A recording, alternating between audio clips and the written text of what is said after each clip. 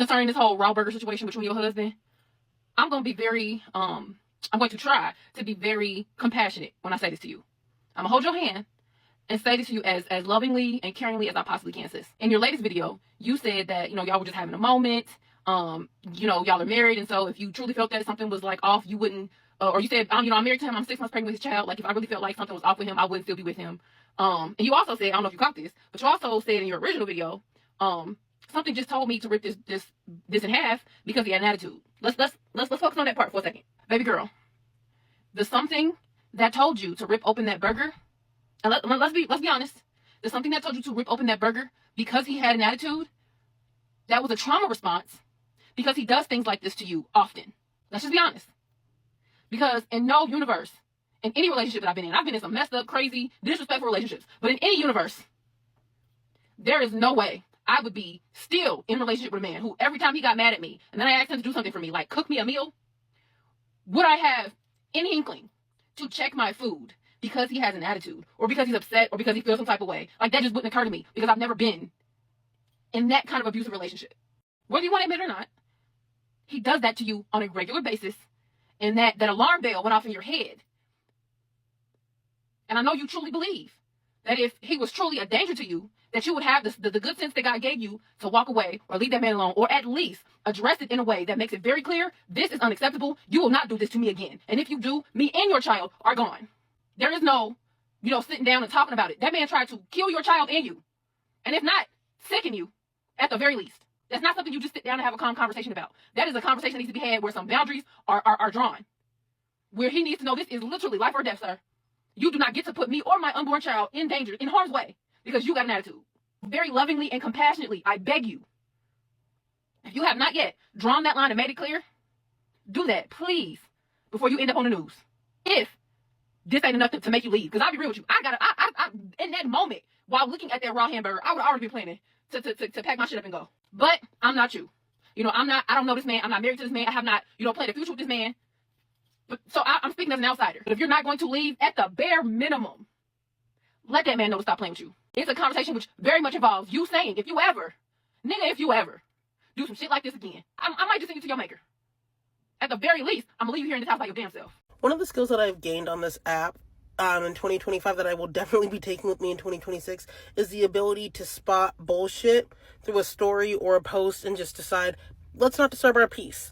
I saw that woman post the raw hamburger that her husband gave her because he was in a mood about having to cook something for her, and she's 6 months pregnant. And I just scrolled the minute that she said that her husband was doing something mean to her, because I knew how this was going to go. That she was just going on there to vent, I guess, and have no response. And then once the internet did have a response, she was going to defend her husband to the bitter end. And that's exactly apparently what the fuck she's doing. Like, oh, you just don't get our humor. We're just petty with each other. Blah, blah, blah. If it was all just jokes, then why the fuck are you telling us? If you aren't going to leave him, what is the point of sharing with the class? If you have no plan of action and you're just going to stay with that man, do what Summer Walker does. Just stay with him and be quiet. Stop telling us. I don't care. I don't care. Honestly, thank you. Thank you for keeping him off the streets for us.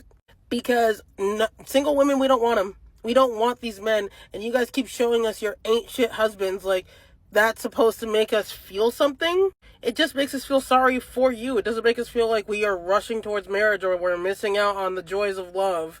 I'm convinced, as somebody who has a good husband, I'm convinced the reason why women come on this app and tell us about their horrible husbands. Your husband fed you a raw burger while you are pregnant. If it was a steak, that's one thing, but a burger means it's been ground up, which can have extra bacteria, and it can actually kill you or your baby. Most of your baby, you'll probably be okay. So he attempted murder on his child? I'm convinced that the reason you guys come on here and tell us this is it's a cry for help. You want to be so fucking embarrassed that you leave, that you have no other choice, because that's the only thing that could make sense to me. You're coming on here and telling us that they're giving you dog food in your lunch, that they don't help you because you have to be so ridiculed online. That is the only way you're gonna leave. That's the only thing my brain can come up with, because one, why would you, I get it, like, in this economy, living with another person is probably going to be the best bet. And I get why women say, I understand domestic violence as a child who lived through it. I get it. And even though I want to bop my mom on the side of the head for not leaving what she did, I get the mental, like I do get it. But when you come on here and then you start defending them,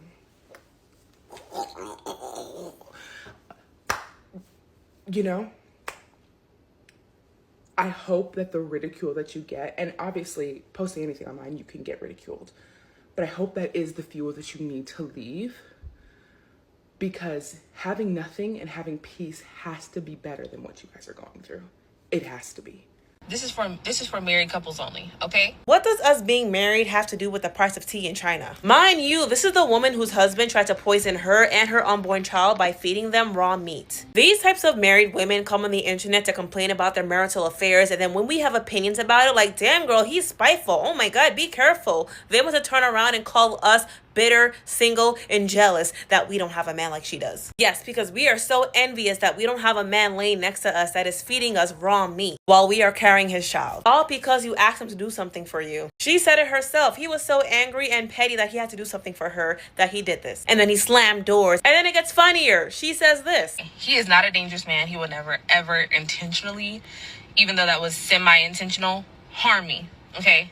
Y'all don't know my story and y'all don't know where I come from. When we talk about male-centeredness and pick-me women and just this type of behavior, please understand that I see it as a mental illness. And you do not have to be married to be male-centered, because there are a lot of single women who are also male-centered. And for some odd reason, they believe that they are very special, that they are the exception, and that whenever a man F's them over, it's always a woman's fault. It's always their friend's fault. It's always their female relative's fault. It's never the man. It's never the man who hurt them. It's never the man who ghosted them. It's never the man that harmed them. It's always the women in their lives or the women on the internet that are telling them to wake up. And this is why you should never idolize any woman just because she's in a relationship or because she is married. Quite frankly, the only women who idolize that are women just like this. And don't get me wrong, pick-me women will always get what they're looking for, the attention and validation of men or a man. But what they don't know is that being picked always comes at a price. You mean the same man that you got up here and told us fed you and your unborn child a raw hamburger because he was mad at you after an argument?